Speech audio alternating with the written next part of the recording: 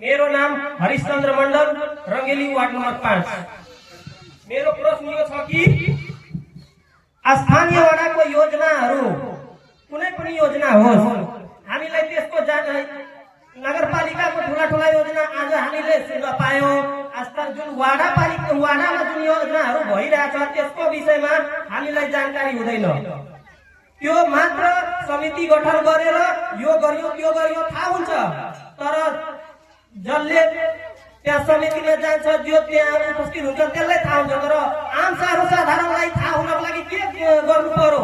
या त कम से कम बढी नभए पनि हरेक योजना जस्तै यही बाटो भयो या कुनै बाटो भयो हो यति लागतमा यो भएर त्यो भएर ठेक्का भयो या यति नीतिमा काम सञ्चालन हुन्छ र यति नीतिमा सम्पन्न हुन्छ भनेर कम से कम वार्ड कार्यालयको फेसबुक पेजमा हालिदिनु पर्यो कि सर्वसाधारणलाई पनि जानकारी होस्।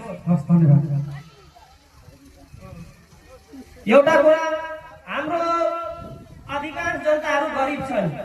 एउटा पक्की घर बनाउनको लागि आज थाल्यो भने 5 वर्षसम्म पनि पूरा गर्न सक्दैन, तर त्यो आज 50,000 लगाएर जुन आज काम सुरुवात गर्छ त्यही दिनदेखि नगरपालिकाले कर लिन थाल्छ। हामी अर्को घरमा बस्छौँ 5 वर्षसम्म, तर कर चाहिँ हामी दुईटैको घरको तिर्न पर्छ।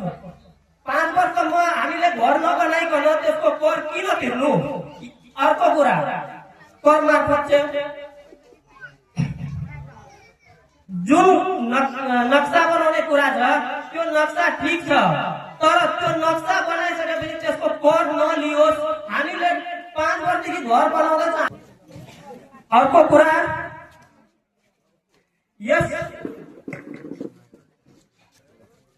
यस रंगेली नगरपालिकाभित्र साना उद्योगहरू छन्। म एउटा सानो व्यापारी हुँ। सानो उद्योगहरूले आफ्नो सामानमा मार्का नहालिकन दोकानमा पठाउँछ, तर त्यही रंगेली नगरपालिकाको अनुगमन टोलीले आएर दोकानमा भन्छ यो के बेचिराख्नु भएको छ तपाईहरु बिना मार्काको? त्यो मार्का लगाउने काम साना उद्योग व्यापारीहरूलाई लगाउन अनुगमन टोलीले निर्देशन या कारबाही गर्न सकिन्छ कि सकिँदैन? अर्को कुरा, सरसफाई सम्बन्धमा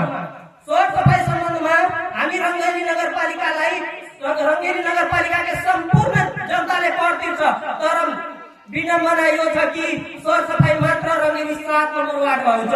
किन 5 मा हुँदैन? 5 मा व्यापारी छैन, व्यापारी कर तिरिरहेको छैन। कर उठाउने बेलामा अनुगमन टोली रंगेली नगरपालिकाबाट हरेक पसल घर छिरी कर उठाउनु, कर तिर्नुपर्छ, नभए फाइन लाग्छ। तर त्यो जुन सरसफाई भएछ त्यो आउन भने त्यसलाई कसले कर लगाउने? हामीले त्यो पनि जवाब दिनुपर्छ। जवाब मात्रै दिएर होइन, त्यसको लागू पनि गर्नु पर्यो कि 7 नम्बर मात्रै नभएर 5 नम्बर 6 नम्बर रंगेली नगरपालिकाको 9वटै वार्डलाई त्यसको प्राथमिकता दिनु पर्यो। सानो तिनो बच्चाहरू 5 वर्ष 4 वर्ष 7 वर्ष 8 वर्षका बच्चाहरू लागू औषधमा गइरहेछ।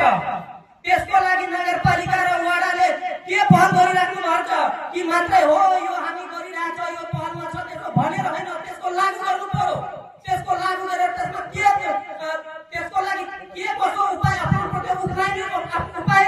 पर्यो। त्यसको लागि मात्र मञ्चमा हो हामी यो गरिरहेछौँ, त्यो गरिरहेछौँ, त्यो आगामी दिनमा गर्छौँ, त्यो हामी दशकौँदेखि सुनिरहेछौँ। त्यसको सही उपयोग होस् यति भन्दै म आफ्नो 2 सदी सुन्दैछु।